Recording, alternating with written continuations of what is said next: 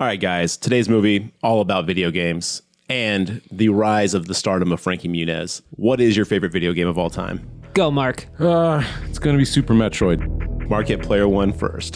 Super Metroid. Metroid was one of my first introductions into video games is when I saw Metroid on a Walmart kiosk in 1987. NES or Super Metroid? NES. Okay. So I fell in love with the franchise then, and then they perfected it when they made Super Metroid. And to me, it's one of the best video games of all time. The atmosphere, the music, just the feeling of dread throughout the games, it's freaky, and it's all based on the Aliens franchise. Speaking of dread, would you not think Dread is better because of the graphics and it's almost the same thing, right? It's a fantastic game. I actually would probably put Metroid Dread at number 2. On a Switch. On the Switch. Nintendo, get at us. Yeah, but the fact that I've been in love with Super Metroid for 20 plus years at this point, like it's just going to always have that top spot. Does your wife know about this? Yeah, she does actually. Okay, cool. She's seen my Metroid shelf. Shrine. Yes. I've got Effigy. all kinds It of could be everything you want it to be. I've got a boxed copy of every game that they've released in that franchise. Wow. So, yeah, that's mine. All right. Well, I am less enthused about my own favorite game than Mark is. I don't have a box copy of every kind, but I'm going to cheat and go with a franchise because they're all the same game. That's fine. Civilization. I've been playing, God, I don't even want to know how many hours. Thousands. I've played thousands of hours over the last, 25 years in Civilization. Isn't Civ just kind of like a Sim City but like with War. people? Yeah. Okay. So I started with Civ 2, then Civ 3, so on and so forth, up until right now, Civ 6, which I probably have hundreds of hours in. Is that an immediate buy when they announce it? Absolutely. Or is that... They just announced Civ 7, so I'm ready to buy it already. Already counting down the hours. Yeah, please sell me the same game again. I'm ready. I'm happy to continue the legacy. I don't know what it is about it, man, but I fucking love that game. People that love Civ love the fuck out of it, man. Yeah. I just never played it, actually. Oh, it's so fun. Well, I think it's very, very fun. I feel like it's a love it or hate it game. If you don't immediately like it, in the first 10 or 15 turns, you're not going to like it. It doesn't change. But Civ and QAnon, they like it no matter how dumb it is.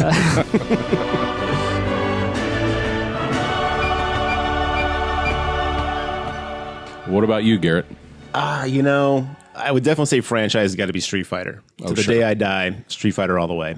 But I would probably say my favorite game of all time is Jet Set Radio Future. Understand the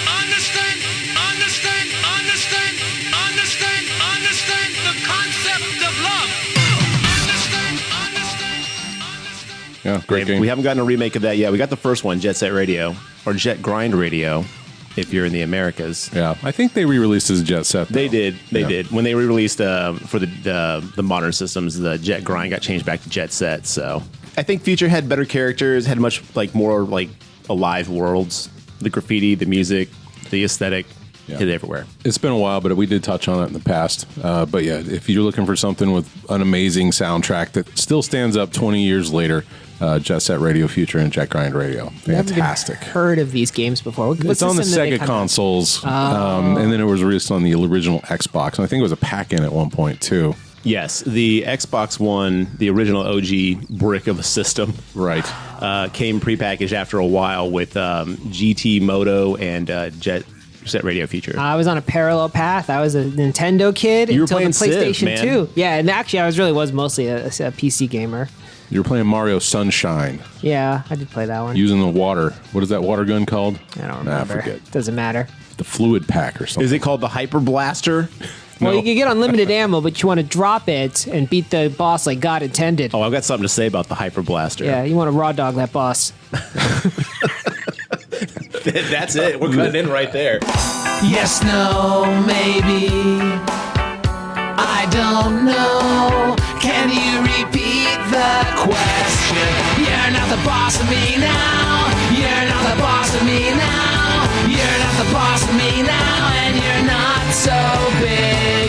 You're not the boss of me now. You're not the boss of me now. You're not the boss of me now. And you're not so big. Life is unfair. Hey, all you creatures from cyberspace. Thanks for joining us on another episode of the GraveTalk podcast. My name is Mark. You can join with Garrett and John. Fellas, we're back. How are we doing today? Pretty snazzy. Snazzy. Yeah, I feel Wow. snazzy. Yeah. Someone got a thesaurus for his birthday. Thank you. Yeah, it's true. Yeah. I was Word of the day calendar. Well, I don't know how I could fit, like crumulent in there. That's what the word of the day was. But so I went with snazzy. What was it? Crumulent? What does that mean? I don't know. I just made that up. Oh, Perfectly crumulent. I think that means fine. you could have fooled me. Yeah, I'm pretty sure that is a word. Listeners, get at us. What does crumulent mean? Siri, what does crumulent mean? I'm sorry, I can't do that right now. No, I don't have Siri on my phone at all. What? I don't turn that chick on. No. What does crumulent mean? Does it mean shit? I got crumb. Well, we're adding that to Webster. Call him up. Well, fellas, what have we been up to since last time? Watching a ton of horror movies. A ton. Been working on a project and been throwing them on in the background. Rewatched Pet Sematary remake. Yeah. Pretty decent. John Lithgow, fucking amazing actor. Still totally awesome. Watched Midsummer again. Tried to give that a third time just to see if it would click. Still a great film. Man, it is not for me. It just, it's a good movie, but people making dumbass decisions that are just absurd. I can't do it. Great movie. I'm excited for Beau is Afraid, the new Ari Aster flick. That's soon, isn't it? That's like this month, I think. All right, good. Yeah, it looks wild. I'm really excited to see that one. Watched Clown again. Recently got a bunch of tight locks sealant stuck to my hands and had to cut it off with an X-Acto knife. My hands are on fire right now. So I decided to watch a movie about people ripping shit off their bodies. And everybody loves a clown. Yeah, it's true. They really do. Clown is still amazing. Like, if nothing good came out of this podcast, the fact that I found Clown through it definitely was awesome. We will tell everybody that'll listen. Go watch Clown, God damn it. It's true. Watched Girls Night Out from Arrow Video, starring a young George Clooney as security guard of the high school. Fucking terrible movie. Oh, no, sorry. That's a different movie. I'm sorry. That's Return to Horror High. My bad. Yes, I was going to say, I thought it was That's another Return one. to Horror High. I also watched Girls Night Out, which is also new from Arrow Video. That one's about a guy in like a bear costume that has knife hands and stuff. It's A bear with knife hands. it's honestly it's what you expect from Arrow Video for $2. But Is this an old one? they just released it recently, but it's an older film. Okay. And then I also watched Slaughter High because yesterday was April Fool's Day. Oh, you celebrate in your own terms. Huh? Everyone watches April Fool's Day. Fuck that noise. That's too on the nose. What was that character's name? Shit. The kid who dies in it? You put me on the spot, Mark. Well, it's been a while. But anyway, Slaughter High still holds up. That soundtrack, amazing. There's a bunch of cool trailers coming out for horror movies too. It just came out, but Malum, the big budget Last Shift remake, which looks exactly like the Last Shift, except a little bit more big budget. I haven't seen it yet, but I don't know. I'm kind of worried that it's going to be a little bit over the top as opposed to the charm that Last Shift had. I'm going to check it out. It has decent reviews on Rotten Tomatoes right now, so why not? Yeah, that's cool. There's also The Boogeyman, which we saw the trailer for at the theater for Scream 6. We didn't talk about it yet, but man, that looks fucking terrifying. I hope it's good. Yeah. The trailer Based got me. on a Stephen King plot, which, I mean, what isn't at this point? Yeah, It's true. I think he owns all horror now. Yeah, I believe the king of horror. Yeah, so And there's some movie coming out starring Doug Bradley called Thorn, which looks gory as hell. It was a Bloody Disgusting or Fangoria. One of them had like an article about it. Looks pretty interesting. So More Doug, please.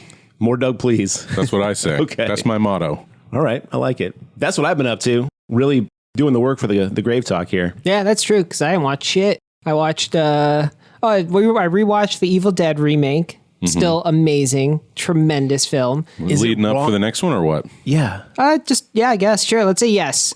Wow. Just do it on I because. just put it on. Yeah, I was like, I haven't seen this in a while. Super, super good. And then I continued watching Terminator movies. I watched Terminator Genesis. I'd never seen it before. You poor boy. Which one is Genesis? It's the one with Khaleesi. It's bad. Okay. Yeah, It's a mess. so It's where Arnold Schwarzenegger goes back in time to protect Sarah Connor as a kid. yeah. And then he's old Arnold now, and there's two It's weird. And John Connor is a Terminator. Yeah, he's a T3000. Can we go 1 year without movies and having kids in it? Like, that'd be amazing. Everyone is an adult because it doesn't matter why. You said he goes back in time to see young Sarah Connor, but we don't see that We part. don't watch that part. That's just part. okay. That's what happens. Yeah, it meets up in 1984, 5, whatever the original Terminator is, and it makes it you think like it's a Terminator remake, but then it takes a left turn and it's bananas and it's They not get great. you. They just slide it right in there, huh? It's the second worst Terminator. Wow. Yeah, That should be Terminator 2. Let's see what happens after you watch Dark Fate. I've already seen that one, so I have Oh, to you have? rewatch. Yeah, I think we went to see it together. Oh, did we? Yeah, It was bad. it was, but. The memory on these It's two. tough to be. I mean, so Terminator 3 really is. It's bad. awful, isn't it? So bad. The only reason there's anything worth talking about is this fucking bomb goes off at the end of it, and everybody's like, "Hey, that still happens." Yeah. You know, at least that's the thing. pretty. I liked young John Connor. I thought that the actor who played that young John Connor character was pretty decent. Oh yeah, I don't remember him being offensive. Was it so I'm Charlize sure he's Theron who was in that one? No. Claire Danes. Claire Yes. Danes. Yeah. That's who it was. She was all right too. Like the actors were fine. The plot is just stupid. So, What if it starred Justin Long instead? No. and then it'd probably be better. Only if he's in Walrus form versus a Terminator. Oh God! Now I'm in. Yeah. So anyway, I don't think I have to rewatch it. I don't think Dark Fate is going to be worse than Genesis or T3 though. It's a step up, I think. Yeah, it's But probably So anyway, that's what I've been up to. Terminator, stop it. Just stop it. Well, that's really the key takeaway, especially if you watch these in pretty short succession. Like, oh, they've just been remaking the same movie since Terminator 2. Yes. Except worse. Right. They've never hit the heights. Yeah. So, It's James Cameron, man. yeah, well, it wasn't until Dark Fate, but then he didn't know what to do with it either. So, because he lost, it doesn't matter. Yeah, I don't know if we want to turn this into a Terminator podcast, but I'm actually kind of want to go to this rabbit hole just because I want to know how much you actually know about this and why you know this much about Terminator. because I bought the physical copies of 1 through 6, so I feel every time I do that, I'm like, oh, I should watch them and watch the special features. So I know so much more than I need to know, including the fact that in every one, James Cameron comes on and goes, this one is going to be really great. Now, I'm a huge fan of it. And then it comes out and he goes, I was just kidding, y'all. That movie fucking sucks.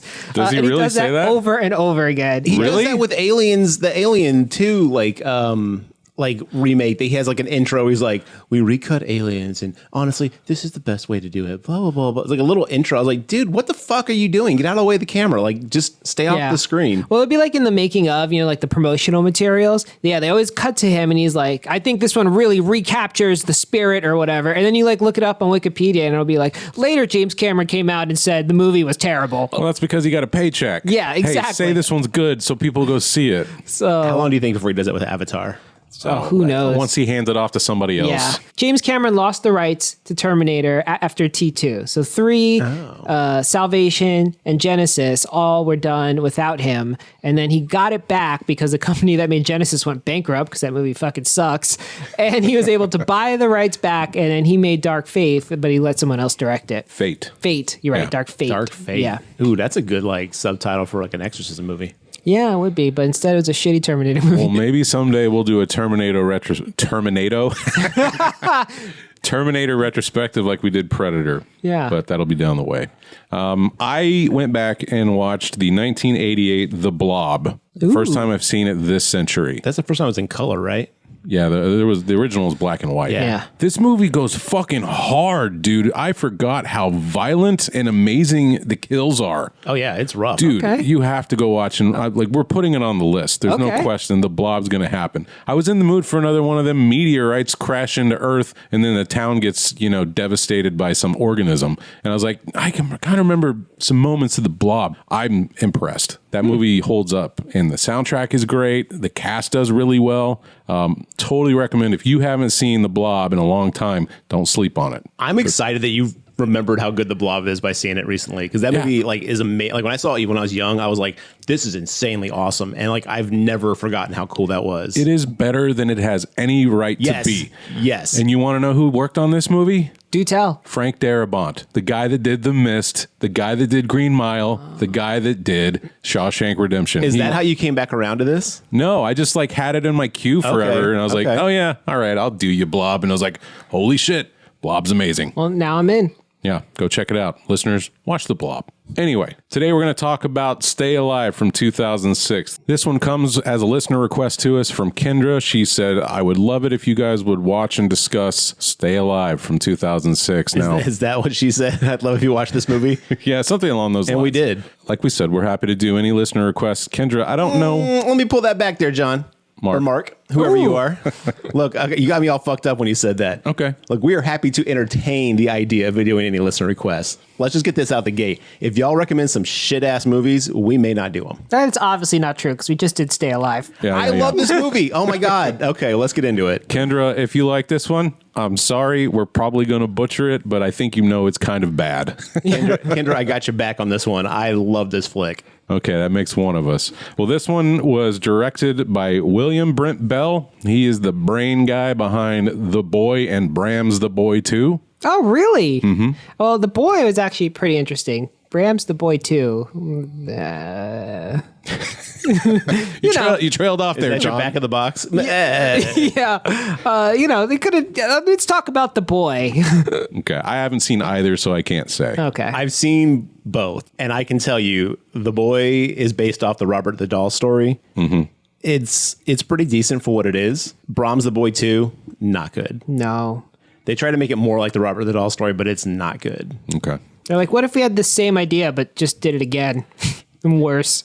This one stars John Foster as Hutch, Samir Armstrong as Abigail, Frankie Muniz as Swink. I thought his name was Swank the whole time. I thought did it was too. Swank. Yeah. It's Swink, Swink. which isn't even a name. Like a sexy twink. Are these his like? Is that offensive? Am I going to get canceled for that? Maybe. I don't know. I apologize for any of my sexy twinks out there. Just prepare your statement in advance. Yeah. That's cool. It'll happen someday. Are these their We gamer recommend tags? everybody can listen to the podcast, though. We don't care what you are. Yeah, we're It's big true. tent. Unless Yeah. you're Nazi. Fuck you if you're a Yeah, Nazi. that's yeah. true. Fuck Nazis. None of y'all. So is Swink, do you think his gamer tag or his real name?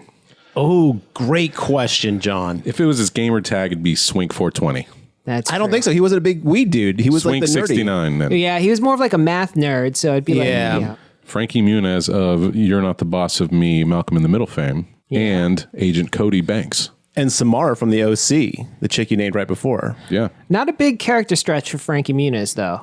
To just play a gamer nerd instead of a regular nerd. This movie premiered before the last episode of Malcolm in the Middle. What? Yeah. Just barely. I thought Malcolm in the Middle ended in the 90s. I had no idea it went all the way to 2006. When do you think it started airing, John? I have no idea. I thought It's like got like it's got like a ton 95? of seasons. 96? 96. Malcolm in the Middle aired in 2000. Whoa. Turn of the century, sir. All right. Well, it shows what I know. Look, time back then is very fuzzy. Jimmy Simpson is Phineas. Wendell Pierce is Detective Thibodeau. Milo Ventimiglia as Loomis Crowley. Sophia Bush is October. Adam Goldberg as Miller Banks. Gangster. Love that guy. He's the star of Hebrew Hammer. And Billy Slaughter as the other cop, Rex. Currently on Rotten Tomatoes, as if it's going to change. Can only go down. 10% with the critics. Pretty low. That's pretty low. Can it go lower? Maybe if we submit a review. 55% with the audience, and that's at 100,000 plus reviews. Wait, That's accurate. 55% of people liked this movie? Apparently, Yep. Wow. Were they high? Must have been. had to have been. Yeah. Maybe a quarter of them. Maybe a quarter of them. Bunch of OC stands, bunch of Malcolm in the Middle stands. I get it. Take an edible and watch this. Why not? The Frankie Muniz fan club went to see it on opening night. You know. Oh, the Musonites, of course. The Musonites. God. All right, I got a DVD here. Unfortunately, this is for the unrated version. I couldn't find a DVD for the theatrical cut. They probably didn't release it. They were like, you know what? Let's just bury this one. But my favorite part of this whole DVD is at the top is we got a knife with some X's telling you what's in this movie. We've got violence, gore, sexuality, sex and nudity. Was there nudity? Like in a bear, you saw like a side boob. Okay. I was like, I saw a side boob, but I wouldn't call that nudity. That's a barely X from me on that too. Yeah.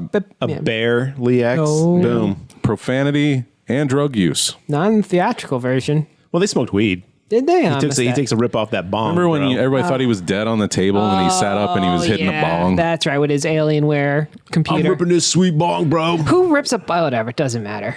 It was for the scene. Yeah. That was such a weird way to do it. Let me just bend over at the waist Because and when put you my lift forehead. your head, you get that head rush at the same time. Oh, I guess I just didn't know. Intensify your high, dog. Didn't know about that. Never heard Snoop that. Dogg does. It's like using a belt get when at you. us. Never mind. Yeah, yeah. Here's what the back of the DVD has to say about Stay Alive.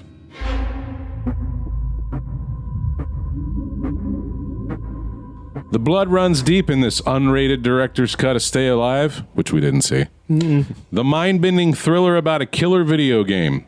Mind bending. And yeah, because they're like, wow, how can a movie be so mediocre? Jesus No, I'm Christ. just kidding. It's not that bad. I'm really piling on. Pile it on, baby. That bullshit they kept saying, whatever reality that they would. Perceptual reality. Perceptual reality bullshit. Like I think they thought that was way deeper than it is. It sounded like my mom telling me not to play video games. You're going to get confused with reality. Like, all right, calm down.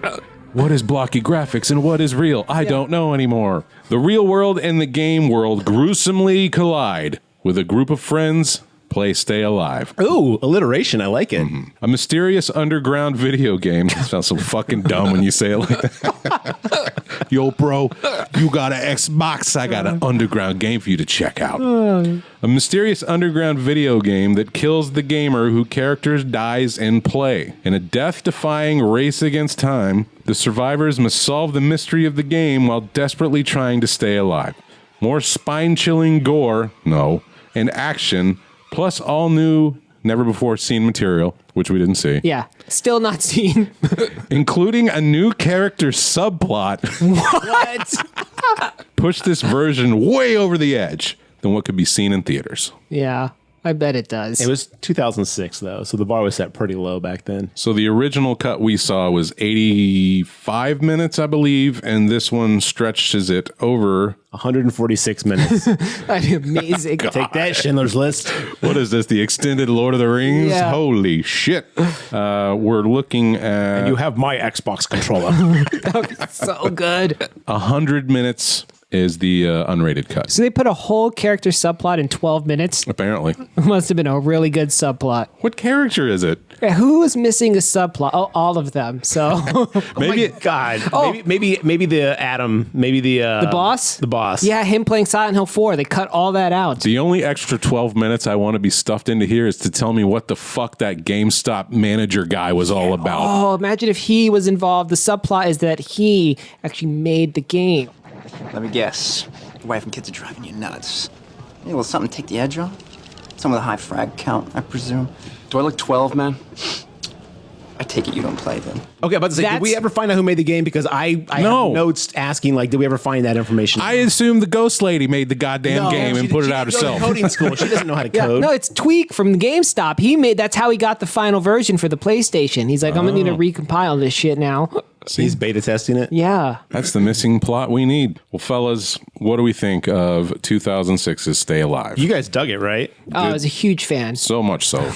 No, I didn't really like it, but I was also very tired when I watched this, so my bar for bullshit might have been very low at the moment. I also did not like it. I was not tired, but it wasn't like the worst movie we've done. Oh, now that's sure. settling here. Here we go, John. I would say that too. We've done far worse. Yes. Yeah. No one's arguing it's not like There's the best some one we've done. scenes that were okay, but for the most part, I felt like as if somebody described gaming culture to somebody else. And they're like, oh, I think I can make a movie about this. And they like Googled, like Urban Dictionary, and that was all they Was needed. Urban Dictionary around back then? In 2006, yeah, I think so. Okay. I feel like I used it back then, and they were just like, they went to like a something awful forum, What is a thought? No. yeah, and read about gamers from there. This feels like a something awful, like, oh, I went there one time and now I know what this is about. Exactly. So by 2006, gaming wasn't as mainstream as it was now, but it wasn't like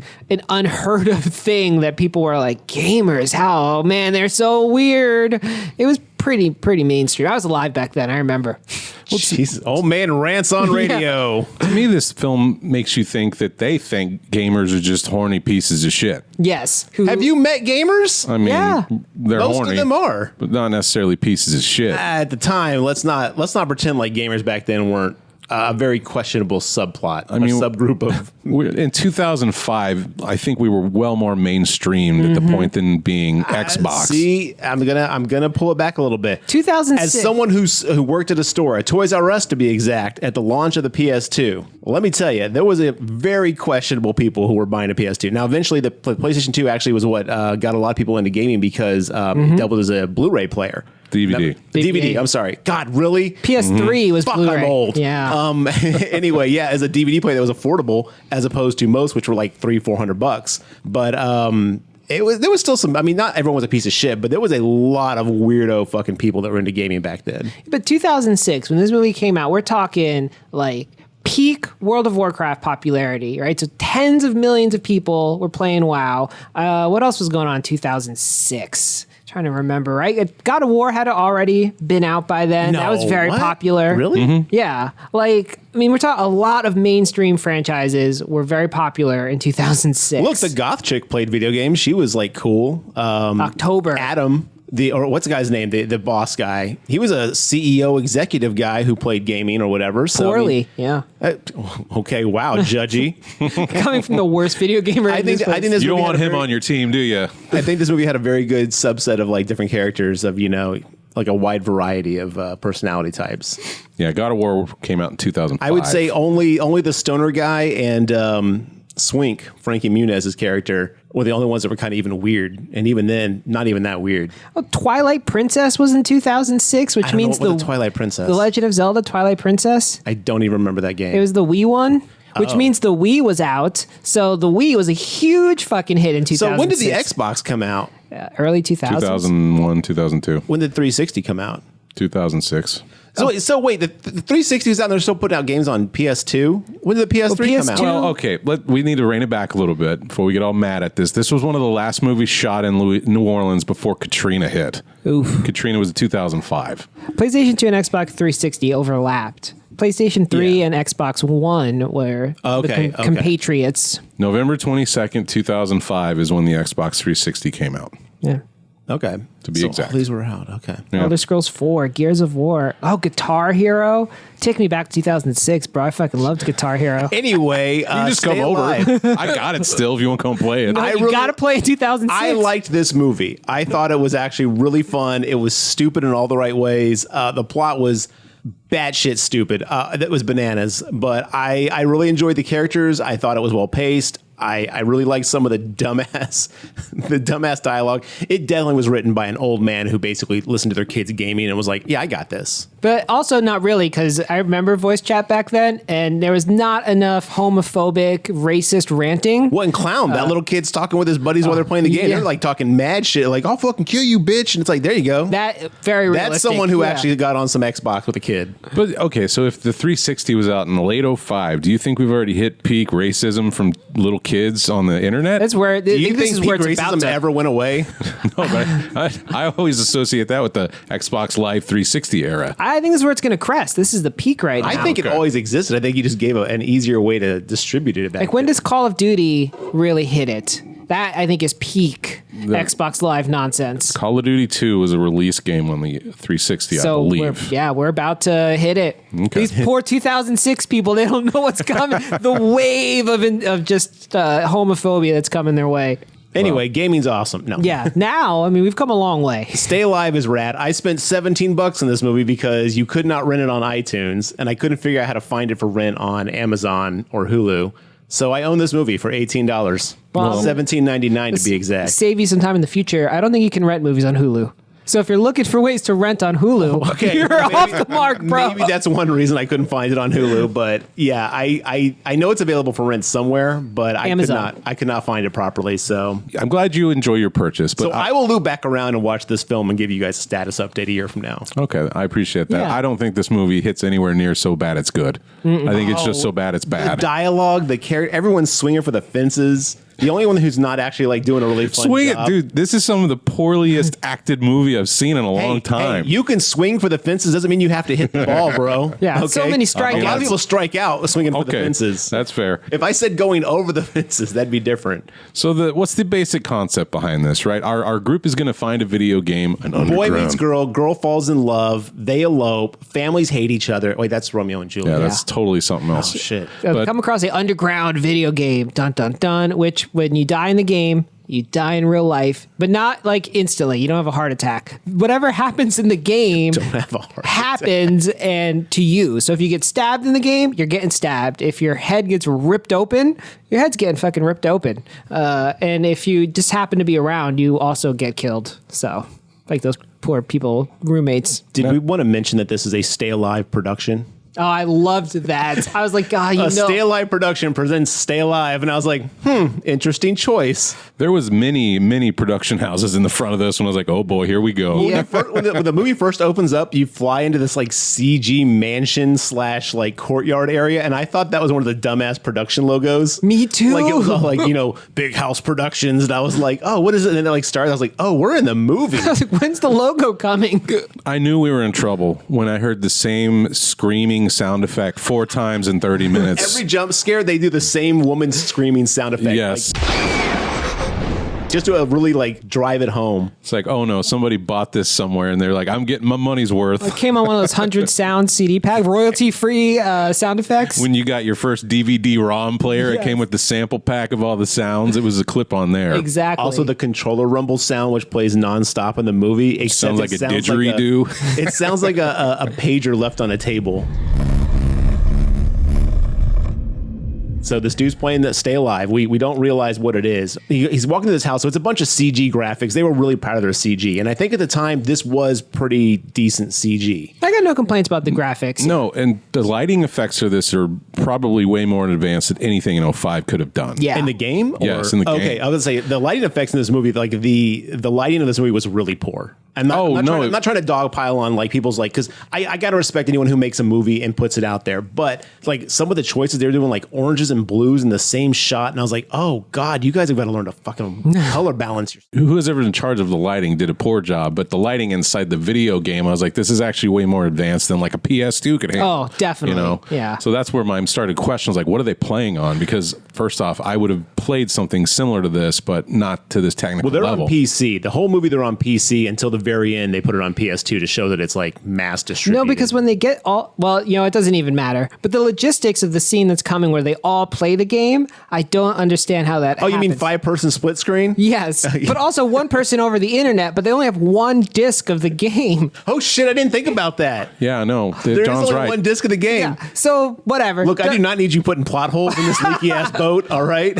Yeah, they never actually show the setup, right? They've got 5 players on one computer, on one screen, and we split screen in 5 Well, ways. An Alienware computer. Stoner Guy has got his PC at his house. That's what they played on originally. Yeah. But they never show you the screen. What is Adam Goldberg's character's name? Because I'm going to keep calling him Adam the whole movie. Boss Man's playing on his work computer. Miller, which I don't think you'd be allowed to do. I mean, maybe he is like high up. He can do whatever the fuck he wants. He seemed like he was the boss of the whole thing, also, right? Yeah, it kind of depends on how strict the IT people are, right? Like, depending on Did you your think job. that at one point over voice chat, Frankie Muniz was like, "You're not the boss of me." Oh, He that should would've have, been goddammit. amazing. I would have immediately given this movie half a star Like more. he yells at Boss Man over the mic or something like that.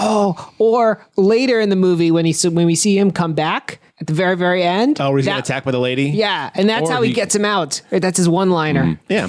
All right. Well, anyway, let's get back to Stay Alive, a far superior so he- product than Malcolm Goes to the Middle. Malcolm Oh, Goes whoa. to the Middle. What? Whoa. Malcolm was in the middle. Not even a goddamn close. Yeah, are you crazy? I enjoyed this so much more than I enjoy like fucking sitcom TV. So Hey. I'm sorry. Bryan Cranston at one of his peak roles, man. so good. Everyone in that show. I got to center myself. all right. Pull it back in, John. You You're shook good. him. Yeah, I never got To his core. I think I busted blood vessel in my eye. So in the game, the character, do we even ever learn his name? He's like only in this They first 5 mention minutes. it because they go to his funeral and they talk Yeah. about him a couple times, but no one remembers what it is. So fuck it. Yeah, so this guy, he dies in the game by falling off a balcony and he gets hanged. His name is Loomis Crowley. Mr. Crowley. That's Loomis? Dee. That's Loomis. They kept saying Loomis. I didn't know who the fuck they were talking You know, about. these are all references to Of course. horror names. Okay, yeah. It's just like Samantha Carpenter. I get it. When did Hatchet come out? Is that a reference to Victor Crowley, do you think? That was like, no. No. Can't. That would have been a few years, like 09 or something like that. Okay. Yeah. Only of note is that the guy Milo, he was in Heroes and he was in that sad NBC show where he dies. He's the dad. Malcolm in the Middle. No.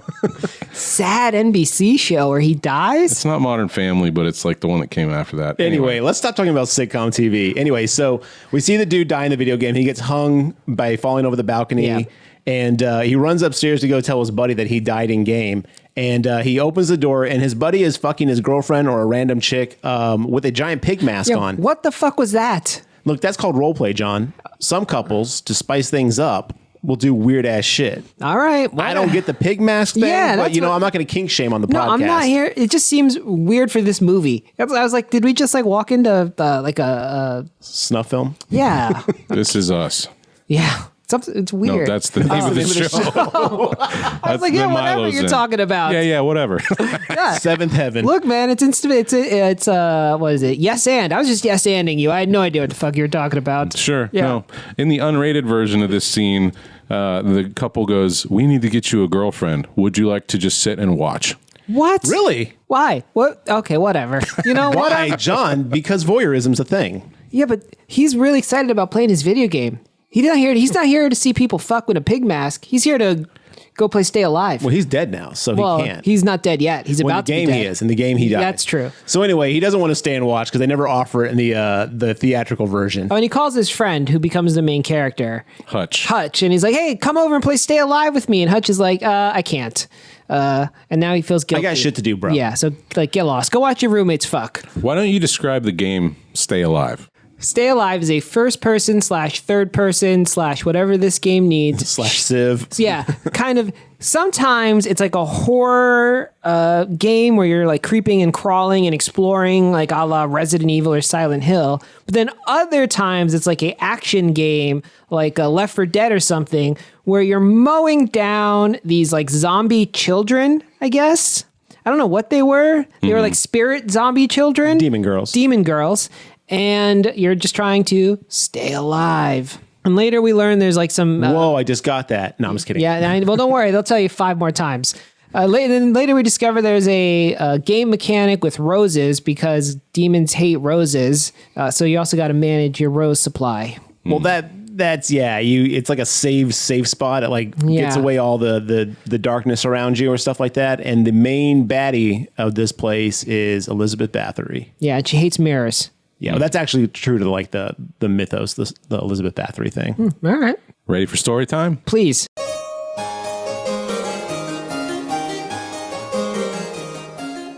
The original Elizabeth Bathory is based on a Hungarian woman called Elizabeth Bathory. Battery? You don't say the H over there. Bathory! She was a well-to-do landowner in Hungary, where she was accused of torturing and killing hundreds of girls and women between 1590 and 1610. Although people now think it was all bullshit and it was the opposition. Like, she was Protestant and the Catholicism groups wanted to get her out of power, that kind of thing. That doesn't seem like a church group to spread lies to get their way. You're right. It's never happened. Yeah. Okay. Get that blasphemy out of here. So she's also been considered to have perhaps been an influence on the original Dracula story. Yes. But that can't be confirmed nor denied. So what is she doing in New Orleans? That's what the movie wanted to do. Oh, okay. Relocate. Prices in Hungary just got crazy. And so, she's like, I can't deal with this bullshit. Fair enough. This All right. defamation, I'm out of here. They didn't have defamation lawsuits back then. But of course, you know how things get out of hand. There are all these vampiric tales about her that came about. That she bathes in virgin blood. Yeah, she basically killed virgins, bathed in their blood, drank it to basically keep her youth and stuff like that because she was getting old and she was vain about it. Hey, Mark was talking to me about Diablo 2 off mic here earlier. I think there's a boss like that in Diablo 2. No, you think? Yeah. I didn't know it was based on anybody, though. I just thought it was Blizzard being Blizzard. So her servants were executed, and she was banished and had to live in her house for the rest of her days, where she died at age 54. Wait, that's the punishment back then for killing hundreds of virgins and bathing in their blood? Look, bro, they didn't have Xboxes back then, okay? We're going to kill your servants who probably had nothing to do with it, and you just go live it. You grounded. Well, remember, there's no evidence of the blood bathing, okay? That was all folklore, if you will. Oh. Slanderous lies. Interestingly enough, if you want to watch a better movie about Elizabeth, go over to Shudder and watch the Hammer film called Countess Dracula. It's about the same character, and it's pretty good. No and video games? No, but she does bathe in virgin blood. Okay. Yes, I'll have to she check it out. does. But anyway, that's who our main protagonist in this video game is this woman. She is a ghostly ethereal creature that will show up in the real world and in the video game. Yes. And haunt our characters. Now, am I confused? But during the early parts when she's killing people, she comes in as a pixelated person, right? In the real world? Yes. She pixelated for a while, and then at the end, she kind of becomes like human. Which this movie has a real problem with obeying its own rules that it sets forth through the entire movie. Don't worry. It covers that in dialogue. She's cheating. I know. I don't know the rules. Maybe there are no rules. She's got a game genie. Oh, that would have been awesome. There's going to be so many dumbass video game references in this episode, you guys. So the movie tells you there are no rules. Oh, speaking of which, game references, I know it's like, this is the hottest game since Fatal Frame. I was like, oh, shit. To be fair, when Fatal Frame came out, everyone was shitting their pants over that game. Hey, look, I got it. I like it. It's a good game. I never even heard of it. It was okay. Yeah, so Loomis gets pushed over a balcony In the game. and gets hanged. We already covered that. So in real life, he also gets pushed over a balcony and hanged. He dies in the video game. He goes to bed. He has a nightmare. That's right. He has a nightmare. And then he wakes up and he's walking around in his dark house lit with only a Zippo lighter. And I was like, okay, if this is like a video game reference, then I appreciate it, because how many fucking video games do you walk around with a Zippo? That's like Fair. Resident Evil 101. Yeah, Who it walks- might have been. Yeah. Who I was like, walks why around didn't he their just own turn his house? light on though? Because there's no power. Remember, he does a switch on his lights and they don't work. Oh, no, no. he's doing the Zippo. He goes, No. He has this hanging light switch above his bed. And he goes click, click, click, click, and he goes, ugh, and then he reaches for the Zippo and picks it up. Okay. So there's no power. So he is walking around with the lighter. Okay. I don't know if that's a video game reference, but if it is, fucking banger. I like that. In the extended cut, he looks at the lighter and it has X, triangle, square, circle on it. Oh my God, like a PlayStation controller. Yep. Ooh. Can't believe Anyway. they cut that. As he's walking upstairs to go talk to his roommate and find out why the power is out, all the mirrors are broken, which we will find out later is important to the story of things. Foreshadowing. But he goes into the room and he opens the door and we get a half a second flash of his roommates and his girlfriend like slaughtered. I did pause the scene. You don't get to see shit other than There's blood all over the walls. blood on the wall. The lady is hanging upside down from the ceiling. Right. And the guy's just like slaughtered on the bed. Yeah, he's slumped over on the bed. It's pretty face down. lame. I mean, like, it could have been cool, but they cut it so gruesome, fast. but yeah, it's way too quick. I actually paused it. I freeze framed it just to see like oh man, it does look rowdy awesome. And I think the theatrical cut is PG-13. Is it really? Yeah. Probably. Oh, fuck that. That's why it wasn't very good in terms of like the kills and stuff. Okay, that makes sense. So, He freaks out. as you would. Mm-hmm. And why did they die, though? They weren't playing the game. They played it earlier. They already died. they were That's playing why it. they were fucking. They're like, oh, we already died, bro. So we decided to come have weird pig sex. All right, I can't blame them. I'm Pigman. No. I'm Pygmalion. But he goes backwards on the balcony, gets his like, does it ethereally go around his neck? I think so. Yes, as he falls through the Like a balcony chain or thing, it whatever? wraps around his neck real quick. Think Hellraiser style, and then hangs him. And he's just dangling from his balcony dead.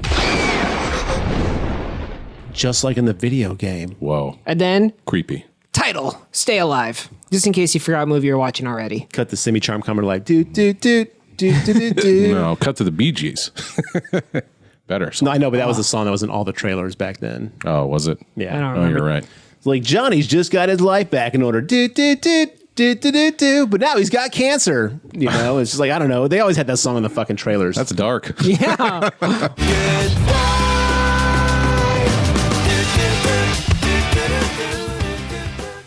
Hutch goes into his office. He thinks he's going to get berated by his boss, but his boss just wants to know how to beat a boss in a video game. Silent Hill 4. How do you beat the last boss? He followed all the guides, but he's stuck. He says, I hired you for one reason and one reason alone. And he was like, I meant to have this report. He's like, no. How do I beat the boss in this? Like, so he hired this guy just for his video game knowledge and expertise? Seems like a very poor choice, but this character's full of poor choices, I think. 401k benefits. Think about that. Just because you play video games, that's pretty sweet. Yeah, that's true. Now, Mark, if I understand correctly, the Hyper Blaster, which is the gun that you want to use to kill the final boss in Silent Hill 4, is what's referenced in this movie. But if I remember correctly, the Hyper Blaster is only a gun that you get from Silent Hill 1 for getting the alien ending. Is the Hyper Blaster in Silent Hill 4 at all, or is that some bullshit information? That was my same question. So we're in sync here. Right there. Yeah, Dab it bam. up, John. There is no Hyper Blaster in Silent Hill Yeah, 4. see, that's some bullshit. Stay alive. What the fuck, man? If anything, you should have your gaming information correct. How? Yeah. Way to blow it. He had one job, game. So Which means he was hired for a shit reason because he didn't even know how to do it. No wonder that dude's dying on the boss. He's asking him to use a gun that's not in the game. well, look at this advice he's giving him too. What you want to do is get rid of all your weapons. That seems like the worst advice if you're going to go kill a boss.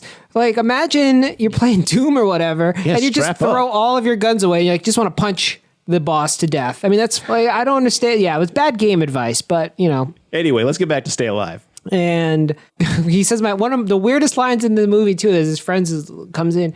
Are you hip to this PDA sex thing? I was like, what the fuck? What? PDA sex thing? Like Yeah, public that was display of just a affection? line of dialogue, like throwaway, right? Yeah, he just throw. I was like, what? I think What he did I means just Palm- hear? Like Palm Pilot? So like mobile porn? Is that what they're talking I about? guess. I don't know. He just throws it out and I thought they're talking about public sex. Public display of affection can also be the PDA. yeah, but PDA, are you hip to this PDA sex? It makes no sense. To be fair, they were talking about text, so I think John's right. I think it is like mobile porn. It's Could very, be. it's very weird, but I was like, what is he talking about? And Hutch didn't know either. He's like, no, I'm not hip to that.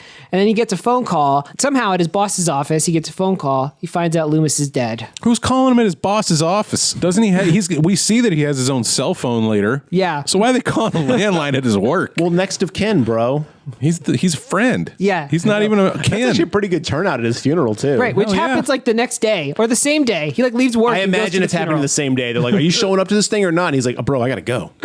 So he goes to the funeral, and it's a funeral scene, and this is where we meet. It's a funeral scene. Thanks, John. Yeah, and this is where we meet. Not October, the other lady. Oh, the annoying woman who's just photographing a funeral. So what is rude. happening here? You don't photograph a funeral, let alone get one of them old ass cameras with the Accordion lens? accordion lens and get right up in their beauty face. In the macabre, sir. Sure, go find your own macabre. She total stranger. She gets right up in his face. Probably less than a foot away from his face. If the paparazzi's not at my fucking funeral, you guys, you messed up. That's all I'm saying. No, you messed up. You're not famous enough. Yeah. Fuck you, Mark. She goes, you seem to be the saddest one here, but you weren't crying. Like, bitch, you do not know him. What are you saying? So it's like she can see what's inside. She could see the inner hurt. She could see that he's a deep, tortured soul. Yeah, but Hutch, he's like, are we best friends now? Because they become best friends. And we want to bang later. Definitely. But isn't October Hutch's What if girlfriend? he went like... No? No. Oh, all right. So he's right. Okay, got it. I know why he's take my photo. I get it now. They're just friends. Oh, I thought they were not related. I thought they were related. wait, Loomis and Hutch? No, Hutch and October. I thought they were dating. No. No. Okay.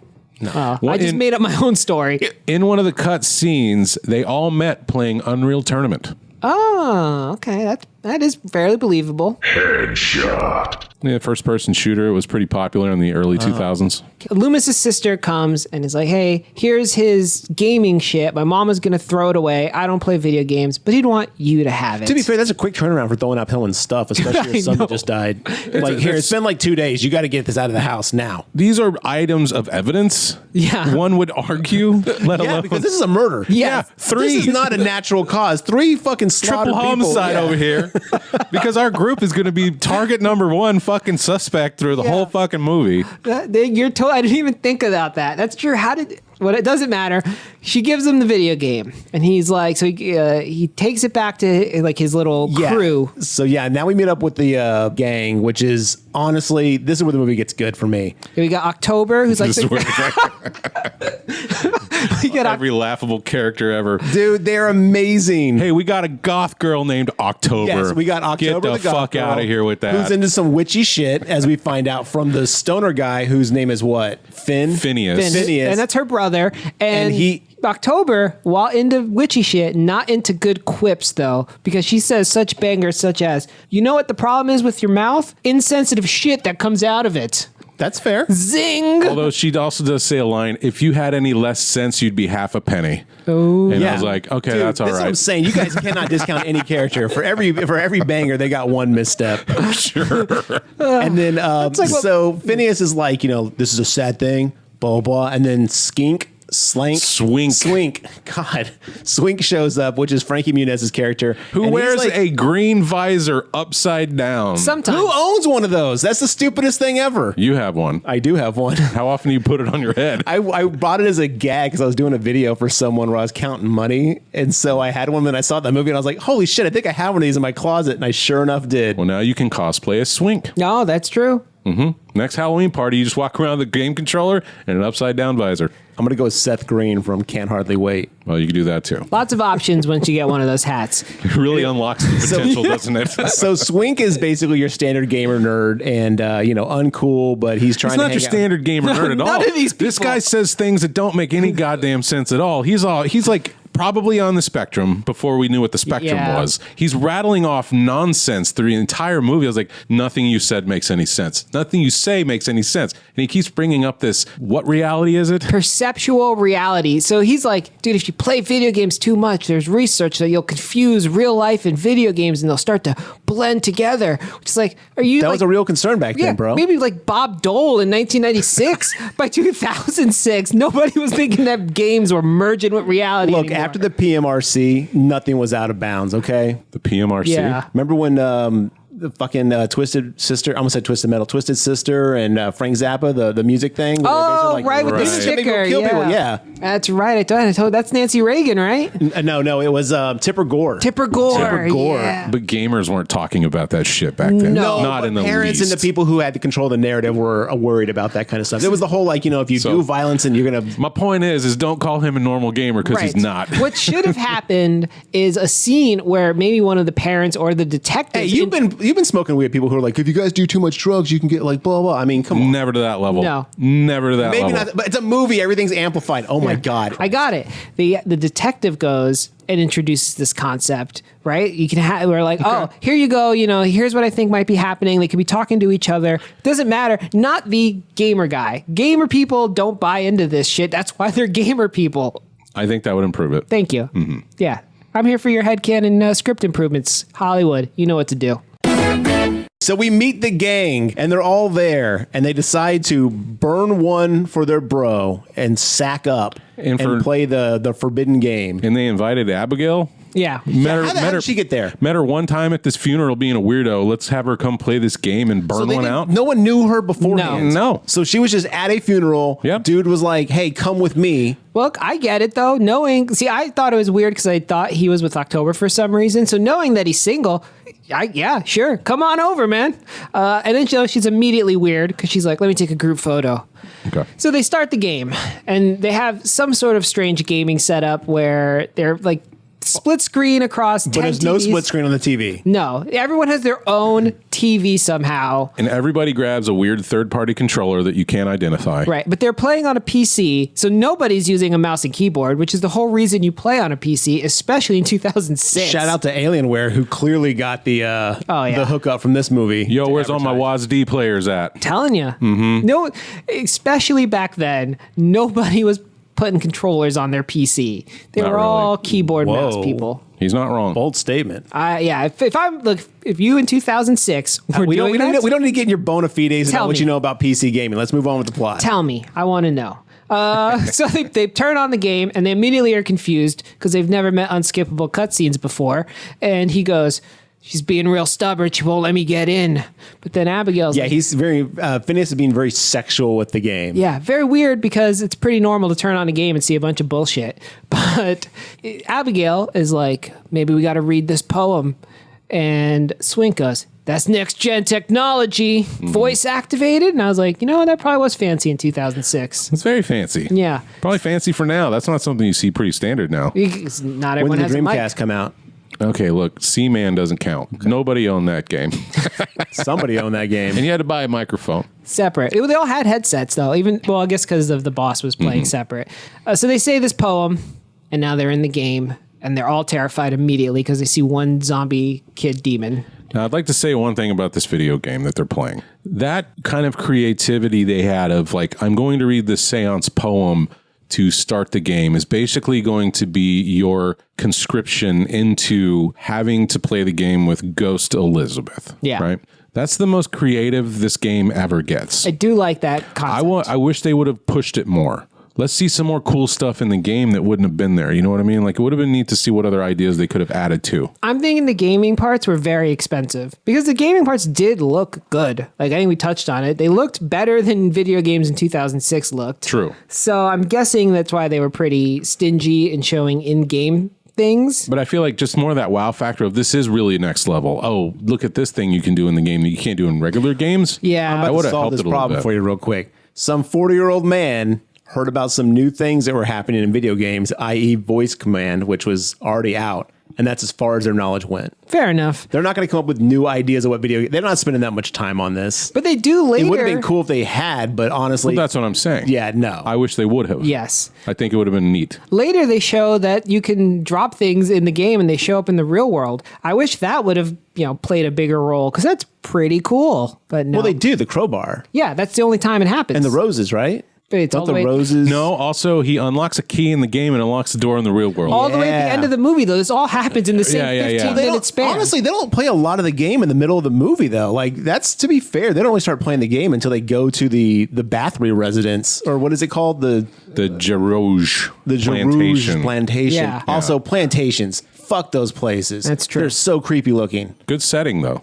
for a video game. That's Indeed. So then the game cuts, and now they're past the spooky part, and they're into some sort of action adventure part. No, I love that scene because Phineas is like, what does he say? He's like, man, this game is crawling at a snail's pace. I'm going to lose my fucking mind. And then it just hard cuts to him being like, to your left, shoot to your right. He's all sweaty. They're like getting swarmed by like the little demon girls. And they're all like fighting to save their lives in this like, I almost said Norwegian, like mausoleum. New Orleans mausoleum area. Yeah, that was actually, I thought that was a great cut. I thought that was really well done. Well, you got 6 people in a party right now, right? And when they come across the first zombie kid, they all like, Hutch, you deal with it. I was like, did y'all come to play a game or not? Like, why are y'all just letting him deal with this? It's so weird that they were all afraid of one bad guy in a game. Yeah, like, no way, man. I mean, like in Mario, like you start the first level and you see that little turtle and you're like, I'm out. I'm fucking done with this shit. Way too much. That's a little bit different. Mario Turtle is very different than seeing a demon girl crawling at you in quote unquote first person. Did you think was going to happen in the video game?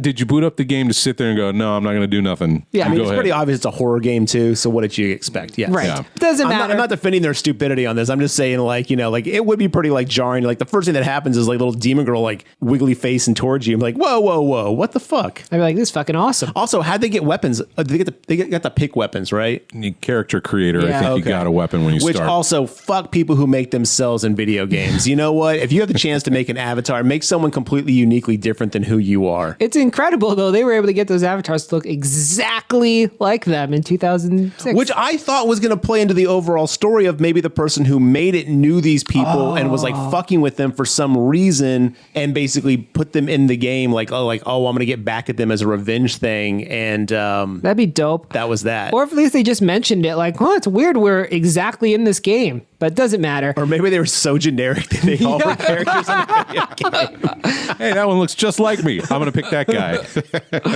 So they're exploring the plantation. They're trying to find some things. And one of the dumbest parts I thought was like when you see this glowing light coming out of a fucking cabinet, the girl goes, hey, look, there might be something in there. And everybody's like, oh, She's wow, like, I good found eye. an item. Good eye. Good eye. Like, Dude, what? think about How'd it. you miss that? Hutch, he's trying to get in there. Okay. What's he going to be like? That was dumb, obviously. That's not going to help I his get chances. it. He's playing game here. Yeah, he's playing 2 games. He just leans over and smacks her control out of her hand. Like, you shut up. Get out. But it opens up to a secret passageway, and they go through that area. And at some point in the game, Miller, who's the boss back at the office, he wanders off from the party, and he's down in the crypt. That's in the mausoleum fight. They're like Yeah. running away. They're like, quick, everybody in here. And he's like, don't close the door, Miller. And he runs into like a sarcophagus, not sarcophagus, but like a little, what do they call when they bury people inside a building? Oh, like a mausoleum. Yeah. Okay, so we've been saying mausoleum, but it's actually like a whole little graveyard area they're in. But yeah, he goes into a mausoleum and he closes the door. So now he's blocked off from the group and he's totally separate. Yeah, I hate when players do that. They'd probably be spamming, I need healing, even though he's... Yeah, they're going to go get knocked out on halfway of the map and then make your whole party traverse through all the enemies, probably get their asses kicked just to pick you up off the ground. Yeah. You're a selfish fucking player. Stick with the group, Stick goddammit. with the Nerds! Yeah, play some cooperative shooters, man. There's always that one guy. Yep, that's why we always lose. Yeah. Teamwork. Anyway, he gets murdered and he's getting freaked out. Okay, that was unceremonious, but I like it. He gets In the murdered game, Yes. he gets killed with a pair of scissors. by Elizabeth Bathory. Who's in a nice crimson red cloak. Yeah. And it's very much like the first time you come across a boss, but you're way underprepared for. She totally stomps his ass. And he's like, oh, man, my game says game over, so I'm out of here. Okay, now I love the way that the boss guy, Miller, is playing the game in his office. He's smoking. He looks like he's on like a 5-day cocaine jag. Like, you guys, I just, oh man, she got me. I don't know. Oh man, someone's out there. Like he's just like you guys have been playing for like 30 minutes. Yeah. Maybe. In the unrated cut, he's doing cocaine. Is he really? Yeah. Okay, well that explains why he's all fucking jagged out. Yep. So I recognize this behavior. So he's like also in the coolest chair I've ever seen. He's got 2 joysticks and like speakers by his head. It's a Herman Miller. No, I'm just kidding. I was like, fuck, I want one of those for work. That was a pretty awesome game. they made those for a while. I've never seen one before, but I was like, man, that's dope. Doesn't help him at all because he still gets, murked. But And one of the other cut parts of this scene when they're playing the game, Swink says, I figured out how to strip those zombie concubines. And he does the Konami code. Wait, zombie conk? Aren't they little The girls? little girls. Look, man, this game's way too horny for its own good sometimes, all right? I'm Look, it's glad like, they cut maybe it it's down. like anime. Maybe it's just drawn and it looks that way. I don't know. Or maybe there's zombie concubines we didn't see. Okay, I'm going to go with Other that. character models. Yeah, that's true. We do only see the one or the two models in this game. So, Yeah. We So- see horses also. oh, and a carriage. Yeah. So Miller dies in game and he decides to call it a night, right? So he's wrapping it up. He's trying to leave the office. He's hearing noises. He's hearing the vibration. This is the coming noise of Elizabeth, right? I mean, she's nearby. The Bosses. controller vibrates, but it plays as an ambiance noise in the movie itself. So it sounds like this, like the world is rumbling around you, but every character reacts as if it's just a controller vibrating like from somewhere. And Miller rightly turns around when he hears noise, goes back to his office and looks under his desk, and there's his vibrating control. He's like, "Oh, you scamp, you little controller. What are you doing down here?" Weird. What are you doing plugged in, you son of a bitch? And when he stands up, he takes a pair of scissors to the throat. A very ornate scissors Like that golden with some... well, they're yeah. like black and bronze, but yeah, they look they have this ornate handle and stuff like that, and those come back later on. Yeah. Because, now I think about it, even if this game didn't kill you in real life, pretty hardcore to go just permadeath. One death and you're done? To be fair, yeah. That's a pretty hardcore gaming model. I don't think games were doing that back then. No, especially not cooperative shooter type games. But this game's underground. Oh, that's true. It's hardcore. Diablo had hardcore mode, but you had to select it. Yes, Anyway, that's true. Our party calls it a day and goes to bed. The next morning, Hutch goes to work. Do, and he just Right. walks right into a murder. There's cops and ambulance people everywhere. To be fair, in 2006, there was a shortage of police tape, okay? No one knew how to block off a crime scene back then. This is new tech, man. The grade 06 police tape shortage. I forgot about that. Police tape, voice command, and video games. This was all emerging technology. Nobody thought to stop him as he pushes people aside. He's like, "What's going on in here?" And He's standing on the dead body. What's going on? He walks right into the crime scene, and then the detectives come out and they're like, "There's been a murder." And he fucks up because he's like, I just talked to him. And Yeah. it's like, bro, shut your mouth. Yeah, he immediately implicates, like, I live 10 minutes from here. I could have definitely come over here and murdered him. Not saying that I did, but I could Yeah, have. they're having a normal conversation of trying to like slowly let him know what's going on, but not giving away too much. And he's just like, I just saw him. They're like, you live around here? He's like, yeah, like 10 minutes from here. And he's like, oh, so you get here pretty quick? And he's like, yup. It's just like, bro, they are sizing you up for this, man. Was he stabbed with scissors in the chest? Like, dude, calm down. But like, yeah. no, I was playing online. The Yeah. boss was here in the office. I was back at my place with my 4 other friends, and he was like, all right. The cops look at him like, that seems suspicious because the cops, the adults don't know how to game. Right. Well, the second cop his name is Rex. He's like, you're pretty much suspect number 1, bucko. And he's like, shh, calm down. We don't want to spook him, and he leaves town. Should we take him? We should just take him to jail right now. Like, He's that like, he's cop already guilty. is ready to go. Hey, Doug, can we frame him for this or what? No. Yeah. Stop resisting. It's like, he's like that kind of cop, man. So anyway, they end up letting him go. They're like, don't go too far. We got some questions for you. And at this point, they all like meet back up at a bar, October's New Orleans strip bar. I don't know what the street in the New Orleans is called. I have no idea, but she's just like sitting on top of her like bar. Like, does she own it? I think so. I think Okay. she runs this bar. It's probably an absinthe bar. Fucking goth chicks. We never see him work, No, so maybe- she's not working at all. She's just chilling, reading a book or whatever. I think her and her brother Phineas run this bar. And so Swink shows up, and I guess Abigail. Yeah, she's just around now all the time. Yeah, she shows up, and they're just like, oh man, I can't believe he died. Like they know about this for some reason. And they're all just kind of hanging out. Our main character, Hutch, runs outside after talking to him about how he died. And like Phineas is like, come on, sack up, bro, blah, blah. Like, he's being real insensitive. And Hutch kind of like gets overwhelmed and walks outside on the balcony on wherever Mardi Gras is.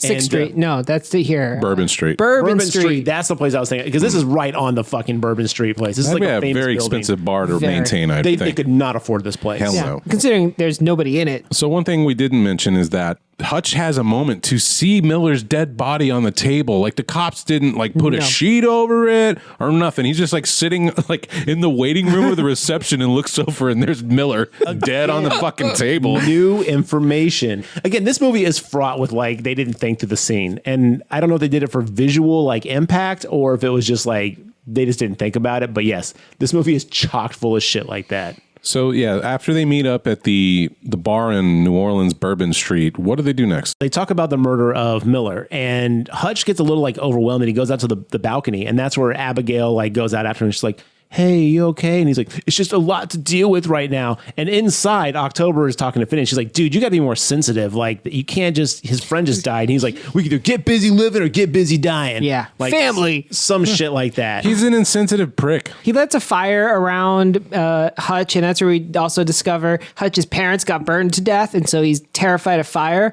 And this is going to come up. Pissed me off on the balcony where she's like, are you afraid of fire? He's like, not really afraid of it, but I had an issue. And I was like, oh God, no. Is this some pointless ass fucking backstory just to give our character a weakness? Yes. Mm-hmm. Yep. Sure enough was. They keep showing an NES controller surrounded by fire, and I'm like, all right. I thought he lit his house on fire. That would be. I was gaming so hard, the NES caught on fire and killed my parents. Well, then he'd be anti-games. Oh yeah, that's true. Unless he's trying to face his fear. Yeah. But he doesn't. So anyway, and then October comes out on the balcony too, and it's just like, hey, you guys, just forgive him, blah, blah, blah.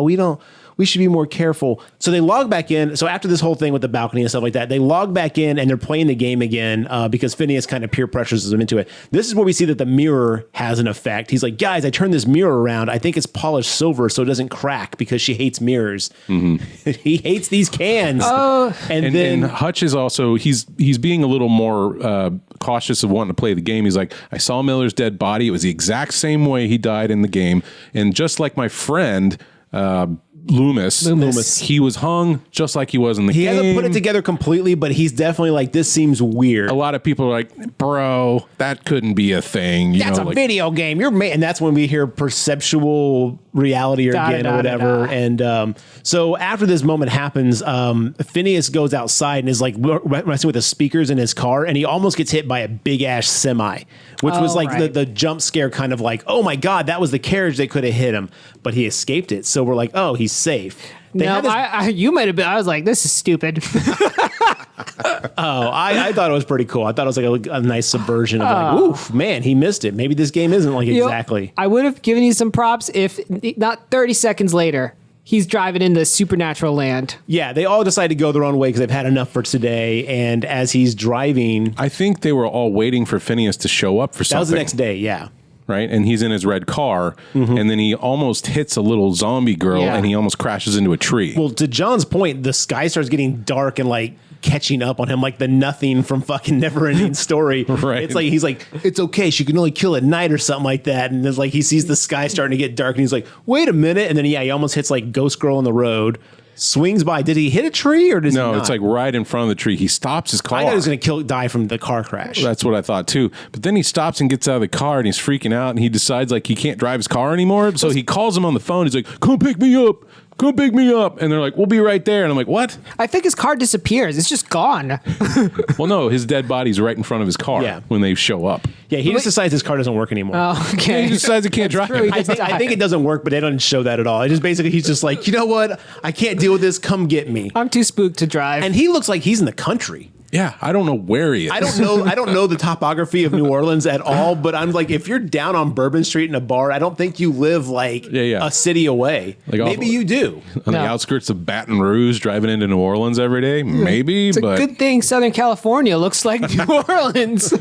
So what he hangs up the phone and he's like, all right, they're going to come pick me up. And then just from behind, a fucking carriage comes over and runs him over. With horses. And this is actually a real life carriage with horses. And it's very ornate and looks like the Bathory carriage from the game and stuff like that. It's really cool looking. But yeah, just mows his ass down right in the middle of the street. It's less gruesome than it sounds. It kind of looks like he's okay, to be honest. He has like some scratches on his side and his face. Yeah, maybe he's got a broken rib and a stubbed knee. A stubbed knee. Owies. I've got a But boo-boo. so they're driving to get him, and I can't remember, do they find him before the cops show up, or do they get there and the cops are there? The cops are already there when they show up. They're like, what happened? They're like, oh, right. Everybody go sit back down. Yeah, and Wendell Pierce is there, and he's like, if I see you around another one of my crime scenes, straight to jail. And so Wendell Pierce takes Hutch away. His partner is there with Swink. It's Officer Rex. Officer Rex. Rex is like, let me see this game. And Swink's like, I wouldn't play that if I were you. And he's like, you? Shut the fuck up. And he goes, and he plays the game and dies like in 15 seconds. he gets his neck cut open. It is impossible for him to have progressed in the game in 15 seconds and be dead. He wouldn't even gotten through the character creation screen fast enough. He wouldn't have. He went with the auto-gen character. Yeah, he never says the poem. If you start outside the plantation, you're outside. You can't be in the chair having your face ripped open by the ghost in 10 seconds. It's not fucking possible. Look, I'm gonna sorry. make this work. Hold on, I'm a John Head again. Okay. Well, see, the thing is Hollywood get at us because what he did is he actually went with. No, I have no idea. Yeah, if he had it doesn't make sense. If he had resumed a game, that would have made some sense. But if he'd he's playing his own character, which does not make sense. Yes. Correct. No, again, you're right. I'm not going to argue the logistics of this, but I'm just saying, chill with it. You guys have made a lot of exceptions for other movies. He also took time to make a character that looked exactly like him. Several minutes would have passed. Including like a white button-down shirt. Like, why is that in this game? Doesn't matter. But what happens is the Wendell pulls him over to the side and he's like, yeah, if I ever see you around a thing like this again, you're in big trouble, buddy. And then Hutch goes, wait a minute, don't play that game, and then runs back to the van and he's already dead. Yeah. And he's like, stupid game or whatever, and like walks off. It's no Tetris. But he's intrigued, though, by this concept because now he's going to go find out a little bit more about it. And it had to be a GameStop because they show Game Informer at the end. Yeah. And that part was cool because I just was like, man, what that brings up some core memories. Being in GameStop before, it was terrible and all Funkos. No, it was terrible back then, too. I worked at a GameStop also. Well, as a customer, it was less terrible. As a customer, yes. Let me tell you some of the horror stories about working at a GameStop. Dude, I bet it was terrible, but I mean... This is pre-GameStop. This is back when it was like... Well, it was before it was EB. EB Games was my first Electronic GameStop. Boutiques. Yeah. I got hired there. Did that for a little bit. Went to a place called Game Fellas. That place was all right. And then worked at a GameStop. Before it was GameStop, it was something else, and then it became GameStop. Well, if this was supposed to be a GameStop, they still had Dreamcasts boxed on the shelf. And it was discontinued in 01. To be fair, they actually had the retail boxes for the used ones. They printed like pictures of the systems on their used boxes for a while. So there you go. You got it from the inside. Okay. But I don't think the movie did this on purpose. I think it was just an accident. They just had Dreamcast boxes. Man, you're making a lot of... No. lot I'm not defending the movie. I'm just saying this was something that GameStop did for a while. Gotcha. Okay. So Detective Rex goes and talks to some cracked out GameStop worker who is like, oh, I bet you're here for a game with a lot of frags, right? You know what this guy looks like? He looks like he belongs in the 90s. For any of the commercials of the guy that screams, yes! that's what he looks like. He doesn't look like a dude that would be in 06. He's He's trying to push Sega CD on America's youth. Hey, you still don't have a Sega CD?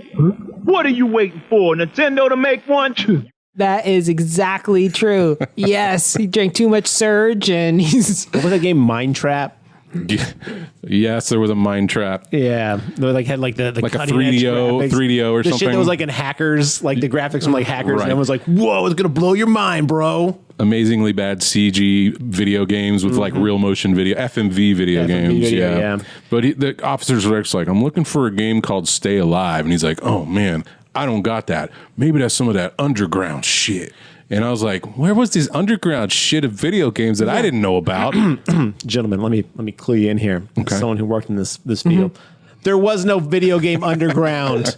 There was maybe some homebrew shit you could download on the internet, but my God, there was no underground video game ring. It's like so much more likely he would have just been like, do you want me to check the computer? Yeah. But instead, he's like, I know every video game that's ever been made, and it does not exist. When you push an update to a video game like on the Sony PlayStation, it costs like $8 to $10 just to get that approved through Sony. Right. And get this. So like no underground person's like, here, let me drop $500,000 just to put something shitty out there. Yeah, this is next level graphics and voice recognition technology. And this is going to be on some underground fucking bootleg. Which is really what pissed me off the most about this movie. This is my one major gripe is other than the fact it didn't have like a fucking soundtrack of a lot of music from the time, which I always love in older movies because some of that music is terrible. But we never find out anything about who made this video game, how it was made, why it was made. We find out none of this. Well, they made me think. They make me thought. They made me think that they were going to actually delve into that when they find out, like, oh, here's where the game was developed. We find the address. There's a motorcycle out front. Yeah. Guys, EA Games made this. They were testing out some early microtransactions. You have to pay for this game to not kill you. That's You have to pay to live. I get it. It was just like normal life. Thanks, capitalism. Much like Hollywood Pictures is a subsidy of Disney, EA had a subsidy video game company so that they could kill their players. Stay Alive Productions. Yeah, that's what's going on. Kendra, real quick, thank you for this. I really enjoyed this movie. So Officer Rex goes out and gets in his truck and his head just pops like a grape. Yeah, that's like the best. Well, because was it Bathory that pops up behind him? I think in the mirror, right? Like in the rearview he like mirror. does the rearview mirror and it's like, oh my God. And then it's like squirt. Yeah, he starts hearing the vibrating also.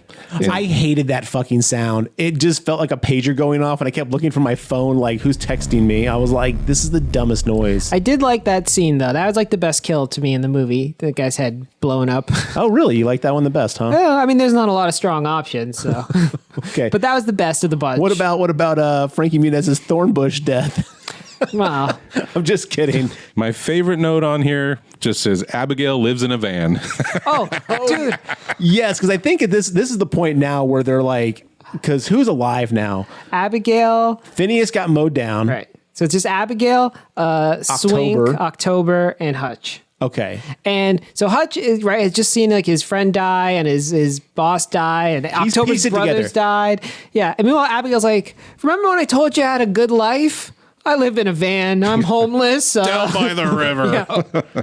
Which I mean, don't get me wrong. I understand why she's coming clean. She starts like, oh, okay. I kind of liked it, but they have no connection. Yeah. Not the time. Read the room, Abigail. Although maybe she's lonely because she lives in a van by herself, you know, and she's like, all right, I'm going to make this work. But maybe she could be like, I'll tell them this after all the murdering is done. Yeah, it doesn't seem like the best time to bring all this up. No, but this is also the point in the movie where October just learns some dumb dog shit. It's like, all of a sudden, I know how to stop ghosts, and this is what we're going to do. Well, it's like, okay. She finds a random Wiccan book or some bullshit. To be fair,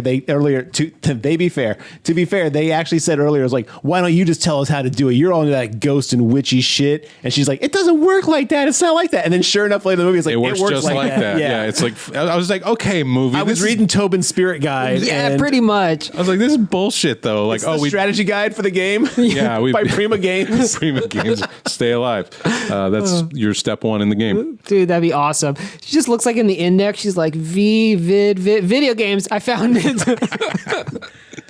Yeah, but what does she say? She says you have to put 3 nails in the ghost. The hands, the forehead, and then set their blood on the fire. chest. Oh, and the chest. Yeah, sorry. Hand, chest, forehead. And set them on fire. Which I bet it's the fire that does most of the work. Well, so that's the thing. Yes. So what she does, she finds out that like this is where we find out the Bathory aspect of it and stuff like that. And she's like, okay, this is how it works. And she gives the whole backstory like you did, Mark, about Bathory. And then she's like, yeah, you got to nail the hands, you got to nail the chest, and nail the forehead. That basically makes her like real, like she's corporeal. Like, corporeal. Mm-hmm. Like that's what makes her real. And then you have to burn her. And that's when Hutch is like, oh God, fire. Yeah. And then at some point, either right before this or after this, we see like in a montage scene, he's shaving and his whole back is like all scarred up.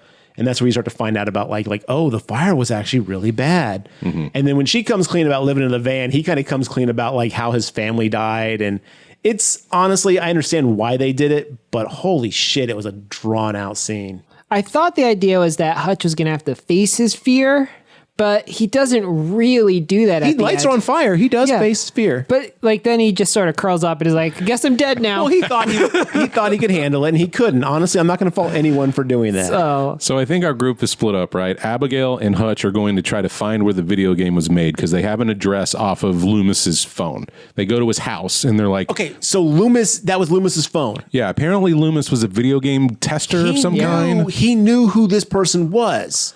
Well, so he got it from them. He apparently it had an address in his phone, and they're like, "This is it. This is like Moby Games or whatever the hell it's called." They're like, "Here's the address: 1, 2, 3, 4, 5 Spooky Lane." So Hutch and Abigail are going to go check that out. Our crack detective team did not take his cell phone, look at his cell phone. Obviously, they did not. So the cops must have just been like, "Yeah, this looks like a murder. All right, well, see you later." They go into Loomis's room, and Abigail's like, "Well, the cops already checked everything." He's like, "Not everywhere," and then he took off the shell of his PC, and there was his phone because that's where Loomis keeps his phone. Inside his PC, yeah. What? They would probably take the PC. Doesn't matter. That's his underground game phone, bro. Yes. Okay. Thank you. So you solved it. Headcanon. Underground games. Yes, I'd like one bad video game, That's please. my PC plug, dog.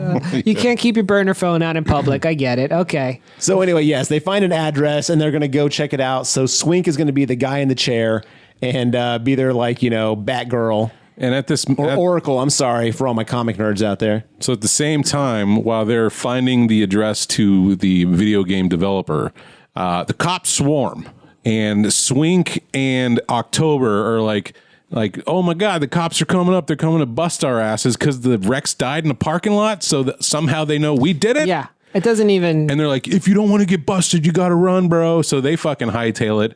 And they all meet up at Loomis's, I believe, because then October starts wandering around outside because she sees the ghost woman wandering around, and she goes into a half-built house. It doesn't make her decision making suddenly she lost 57 IQ points. She's like, this is some creepy shit. I better go investigate all alone, even though all my friends are dying.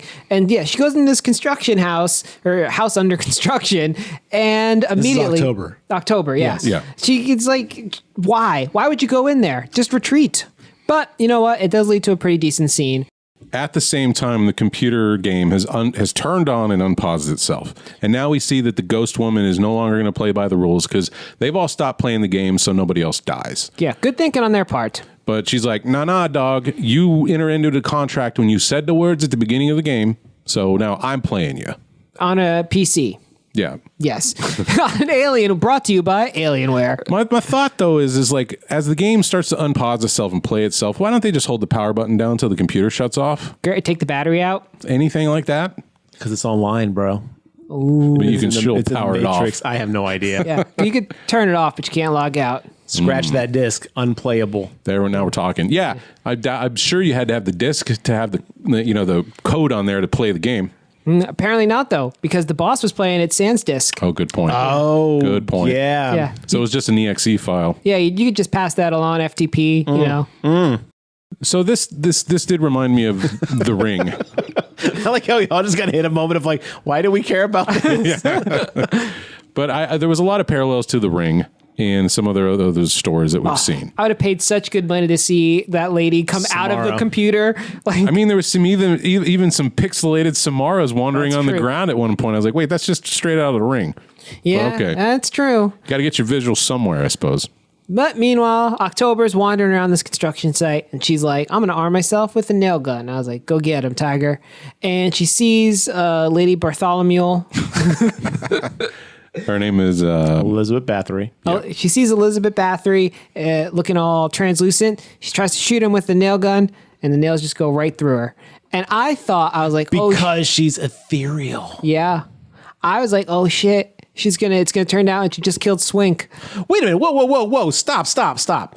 She shoots nails at Ghost Bathory. Yes. Because she's ethereal. But you have to put nails in her to make her corporeal. Her How do you put corpse. the nail? Oh, in her corpse. Okay. My bad. I was like, well, where the fuck are they doing this then? She didn't quite put 2 and 3 together. No, but I thought that they were gonna turn around and have show. I just had to stop and do the math. I'm so stupid. You were like 2 and 3. I was like, wait a minute, that's not 4. That's 2 and 3. That's 5. And I was like, in my head, I was just like, God, I'm an idiot. And you two would have been killed by Bathory. dead.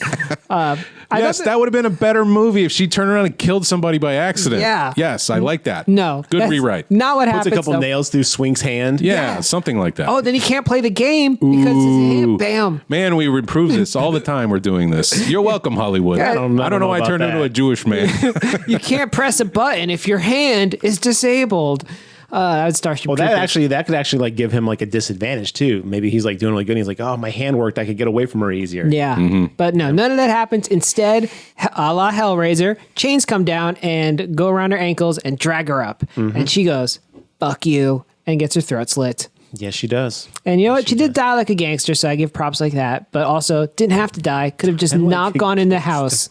You did the Crips are like, yeah, it happens all the time, dog. Oh, definitely. Yeah, that's how it goes down. You get killed by ghosts. And naturally, our crack team of teen adults, however old they are, Got to be in their early 20s. they run in and touch the crime scene. Oh, I'm yeah. like, yay. Fingerprints everywhere. Good job. They already think you killed people. Might as well do your job. Yeah, like let me just leave my license here too, make it easy for them.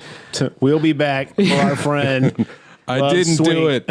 I didn't do P.S. it. I didn't do it. So at this point, they're going to go to the game was made. So Hutch and Abigail go to okay, this pissed me off.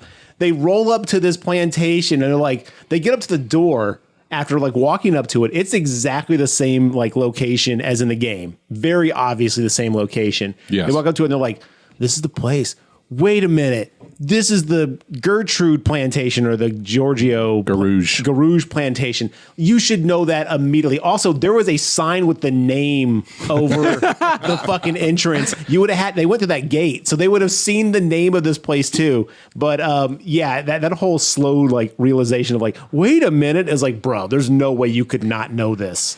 Yes, that's a good point, but also these people have not shown to be very perceptive. I know, but I was like, it is a 1-for-1 recreation. Like, even if I've only like played the game a couple times, if I'm going to a place that looks exactly like, how often do you go to plantations? Well, when you live in New Orleans, constantly. Really? Every other day, plantation this, plantation that. You're tripping over All them. my New Orleans fans out there, get back to me. How often do you visit plantations? And are they all haunted? Every one of them. That's a given too. Okay, Yeah. all right. So Swinks decided to play the game to keep the ghost from cheating. To distract. He's going to be a decoy. He's going to be a decoy.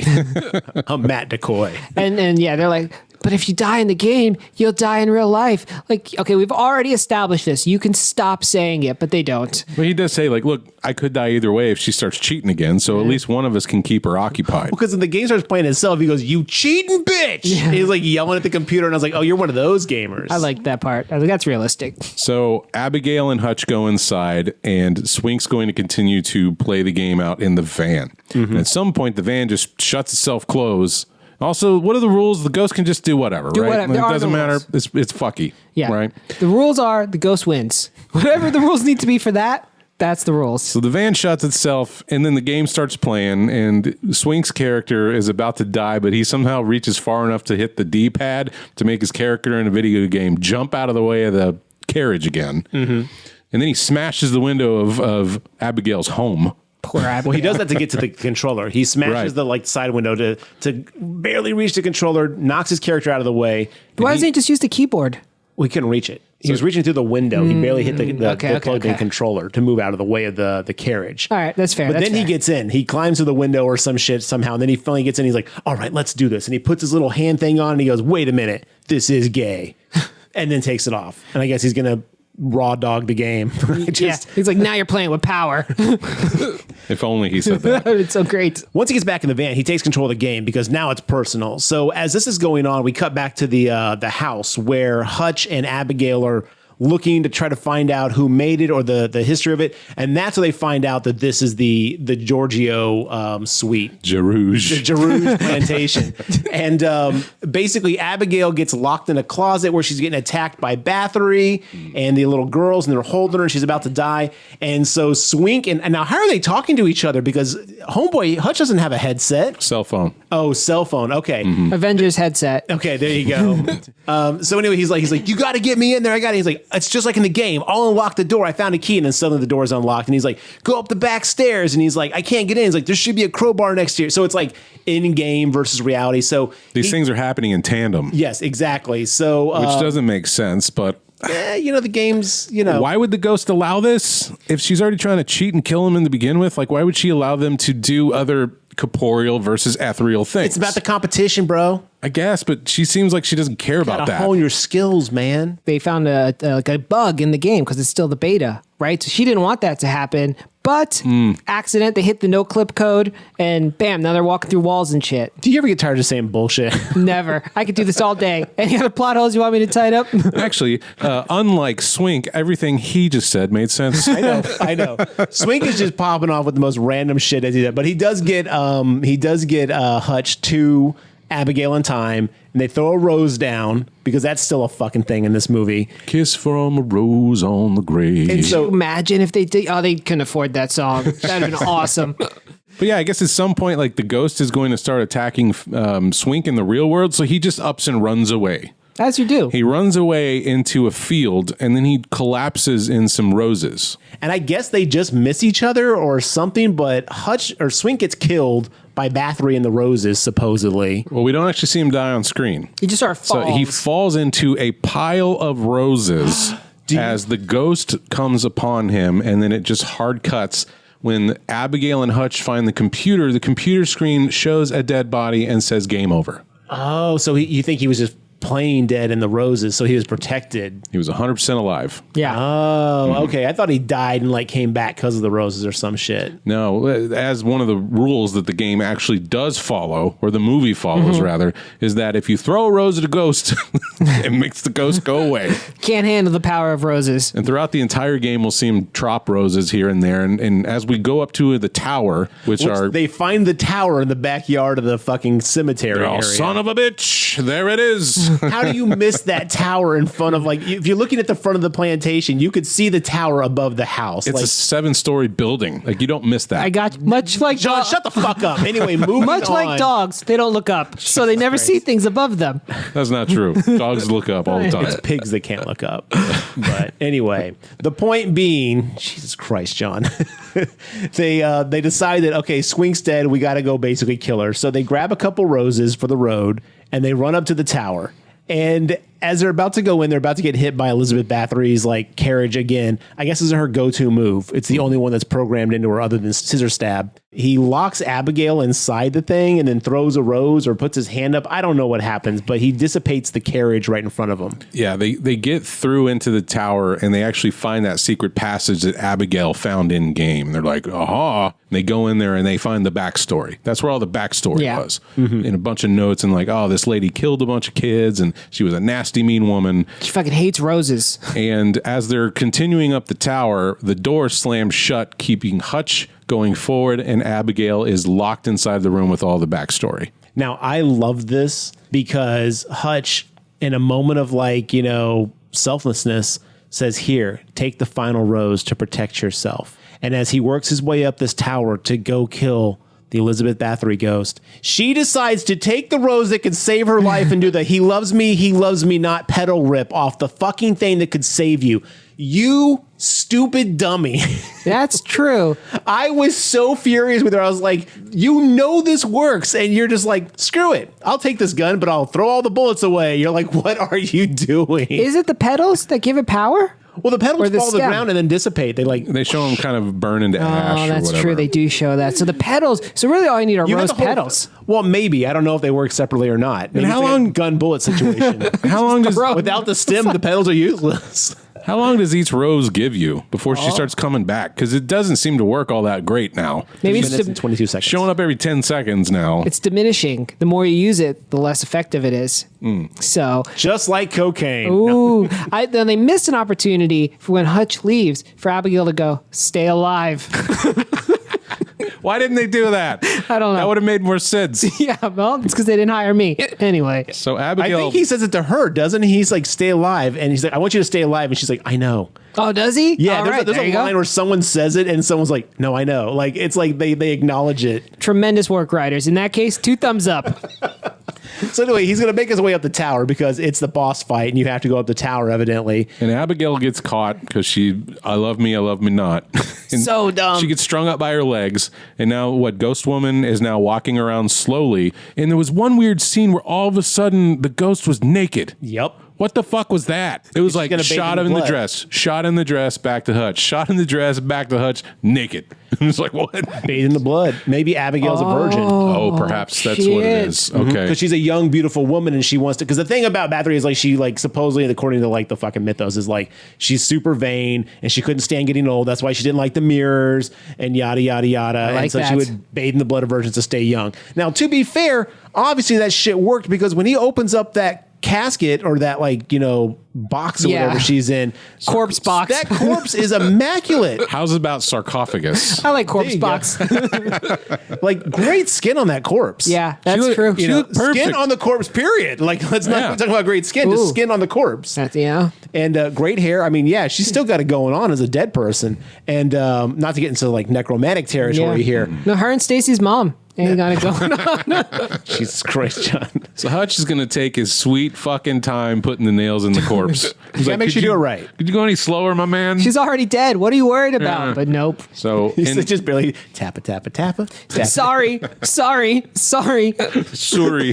And then, he nails her hands and then her forehead. And then that's when the ghost lady gets annoyed. This is taking too long. Annoyed. She's like, oh, wait a minute. And she leaves her her meal, Yeah. or whatever Abigail is, and she goes to her body. Her beauty treatment. Yeah. So, I was just about to get in the bath too. And Hutch is like on the ground doing something with his back turned to the corpse. I think he's trying to get gas, right, to set her on fire. Oh, is that what? Okay, Yeah. you're right. Yeah. Okay, Yeah. And then she like pushes the nails out of her head, and it goes ting ting, Which I thought was cool. Yeah, I that was a did really like that. cool effect. And then Hutch goes, "Oh no!" Aw, shit, here we go again. So then, when she wakes up, he hears her, and he has the cover of an Alienware computer, the lid. What's, There's it's a laptop, but it's got the reflective chrome top. Is it the whole laptop? Yeah, it's the whole Oh, laptop. Okay, so he's got a whole laptop. Me, my dumbass, thought he just had the screen for some reason. So he has a whole laptop, and we see a flashback, and he goes, "She hates looking in mirrors." And we're like, "Oh shit, that's right." So he grabs Because it. Phineas is like, I think I found the back of this. It's polished silver, so she can't break it. Yeah. So, dun, dun, dun. And that all comes back. He shows her her reflection, and she starts screaming, and her mouth starts. She looks fabulous. I know. Really She's good, like 500 years old, and she looks great. She's so pissed. and which I think is probably the best effect in the movie. Yeah. Is this woman's mouth elongates, and it's very scary. Very Like, down good. to breast level. It's like pretty low. Which, you know what, though? I get it. That's what happens when I look in the mirror, too. I also burst into flames. There are no mirrors in my house for that very reason. Turn them all around. And so during all this time, while she's like screaming, he sets the room on fire. Well, I guess he's trying to set her on fire. The room ignites.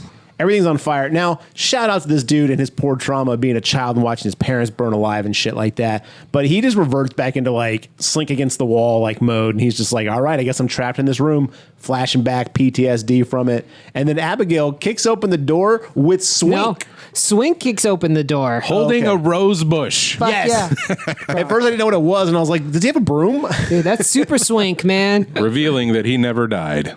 And then, yeah, Abigail, they make a human chain And to that's pull when it him pieced out. together with me that he fell in the rose bushes. And I thought he got to come back to life because of it. But I guess he was just never dead. I've never seen this many roses handed out, except for on The Bachelor. I felt like I was watching The Bachelor. How long have you been waiting to say that one this whole time, Mark? Whole thing. Okay. It was good timing on your part then. That was aces. All right. So they save him, and the lady. Well, they make him jump to the fire. He has to jump through the flames to get to them, which Oh, that's true. means he overcomes. Because they're like, you got to come on. And he's like, I can't do it. I'm too afraid. And it's like, you got to do it. You jump. And then he does it. He runs to the fire, and they run out. And does the place blow up like the Death Star? I can't Definitely. remember. Yeah, just huge explosion. I don't remember actually either, but I like in my mind, I'm going to picture an explosion. It poltergeists in on itself. So we cut back to the goddamn GameStop or whatever it's supposed to be, and you see like homeboy, he's like walking up with a physical release copy of Stay Alive for the PS2. He puts it in the game system, turns it on, loads up the screen, and it's there. And you're like, oh my God. And then you pan up from where he puts the case down, and there's a bunch of Game Informer magazines, which was GameStop's like built-in propaganda magazine. And on the cover, it all says Stay Alive. So it's the hottest thing out there. Yeah, but like how Dun, is dun, dun. End of movie. Game Informer bringing us the preview. With who? Who made this fucking game? There would be some sort of interview with the game Yeah, publisher. I don't think you know much about Game Informer because there's a lot of bullshit articles that didn't have any read the information in article, this. Mark? Well, look, wouldn't everybody at Game Informer be dead? Yes. Because they played the fucking game. Stay Alive's turn-ons are men with beards. That's the problem with this ending. It was a whole box of these games. Everybody's gonna die. so- I'm sorry. Quick question, because as the game's playing on the screen, we see that it's the hottest thing, but it pans up from the magazines and you see Bathory in the tower, but they technically killed her. So is this just a digital Bathory? Is it just a game now? Or is it actually still the curse? I would like to say that that could be true, but the movie definitely wants you to think that the witch is still around to kill everybody afterwards. So let's So just killing say... her did nothing then. Apparently not. But let's just say conservatively that this game sells 500,000 copies. Okay? Yeah. Are we to assume then that old witch Bathory can be at multiple places at once because we know people are going to be dying at the same time across the globe Yes. playing this game? Well, she's killing all these kids. Man, imagine how sexy she's going to be. Oh, that's true. I mean, Gonna think turn about to- it. Is there an age limit? Or Oh, yeah, she keeps floor. going. Yeah. You know? Oh, I don't she know. just becomes like a little baby. She's like, I can't It's kill a Benjamin anybody. Button situation. Yeah. Yeah. I don't know. It logistically, obviously, it's a movie, but this just was like, this doesn't make any sense. It could have just ended without that scene. They had to know they Horror weren't movies getting a love sequel. those, like, ambiguous, like, kind of endings. Well, doesn't it start reading the poem itself, which seems like cheating anyway? So It's on demo mode. Oh, okay. Right. Well, as of August 2022, the filmmaker says he's still trying to get a sequel made. This many years later.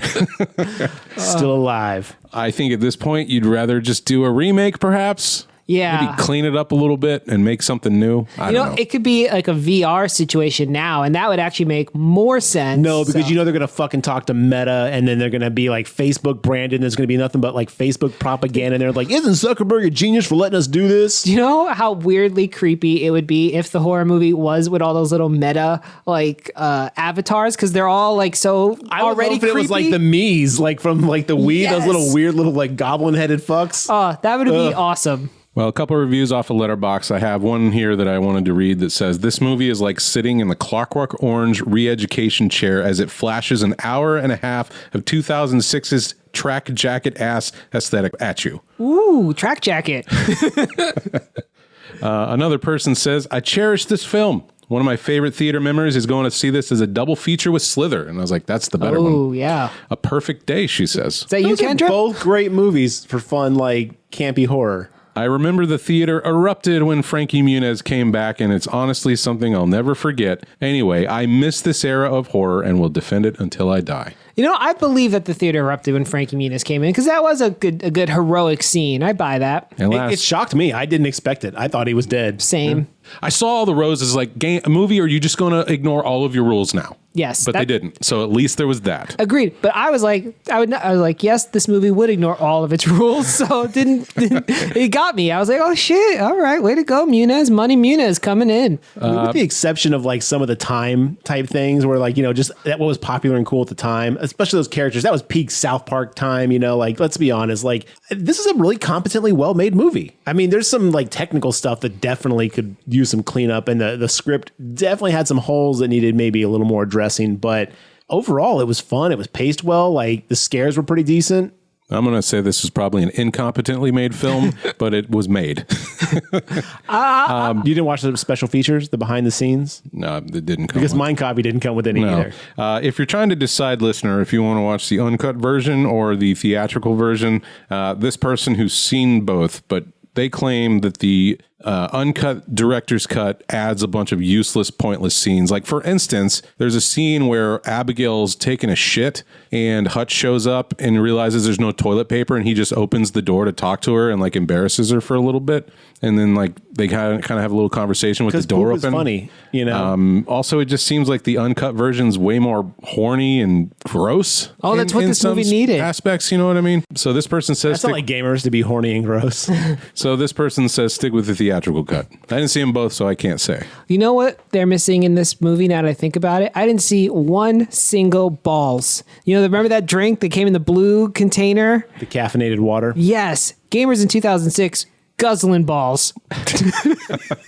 How long have you been waiting to say that one on the podcast, John? 3 minutes or so. I came up with it while I was listening to Poop Talk. I don't remember that drink. Oh, it was huge, man. Yeah. It was the gamer fuel. It was before G Fuel was a thing, and it was Yeah. after Jolt was no longer popular. I thought it was always Mountain Dew and Code Red. Those were the gamer drinks with Doritos. But Nah, what do I know? I bet if you saw the bottle, you'd be like, You'd know it. So this was a budget of $20 million and brought in 27 at the box office. Oh, that's not great. So it wasn't a particular success.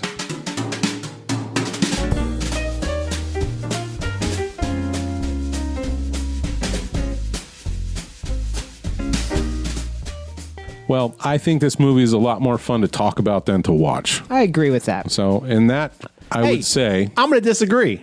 you'd rather watch it than talk about it? I'd rather do both. Well, you can't. You can only do one. Well, I owned it. I watched it, and I'm talking about it. One could argue I can do both. All right. Well, Garrett can tell you in his opinion instead of interrupting me. I would not recommend watching this movie, but it was fun to talk about. So, Kendra, thank you for your recommendation. What's your stars? 1.5. Whoa. 1.5? Good God, man. Out of what, 5 or 4? I always forget what we do. 5. Yes. All right. I agree with Mark mostly. I don't think it's quite as bad as he's saying, but definitely not as good as Garrett's going to tell you. So I'm going to say 2.5 out of 5. 2 out of 5. 2 out of 5. Oh, you lost that half a star there real quick. 2 out of 5. It is. There's just nothing there, and it's not even that scary, and it's very like jump scary. Nah, 2 out of 5. Yes, thank you for recommending it. Yeah, You know, who wants jump scares in a horror movie? Well, all right. When it's the only scare, there's a lot of potential in this movie. I think it was It was handcuffed. consistent though. We had that lady scream every single time there was one.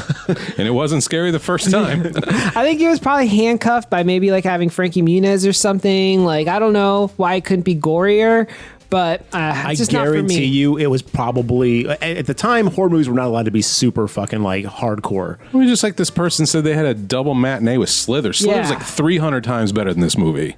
I'd say it's definitely better, but I wouldn't say 300. I mean, I'd say maybe 175% better. Okay, that's 185% still better. a lot more. Saw came. That's still 125% less than what you said. Okay.